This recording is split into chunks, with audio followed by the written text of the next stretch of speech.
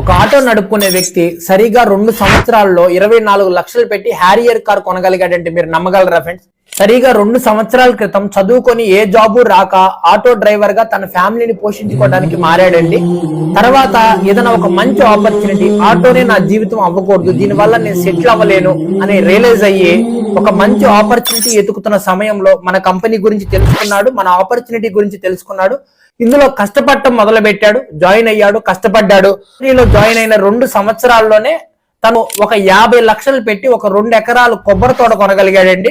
24 లక్షలు పెట్టి Harrier car కొనగలిగాడు. ఒక 5 లక్షల రూపాయలు బ్యాంక్ బ్యాలెన్స్ మెయింటైన్ చేయగలిగాడు. ఒక 5 లక్షల రూపాయలు పెట్టి బంగారం కూడా కొనగలిగాడు ముందు. ఇదంతా కేవలం 2 సంవత్సరాల్లోనే పాసిబుల్ అయిందండి. సో అతని జీవితం మారింది. అతను ఎవరో కాదు, మిస్టర్ రమణ అన్నమాట ముందు.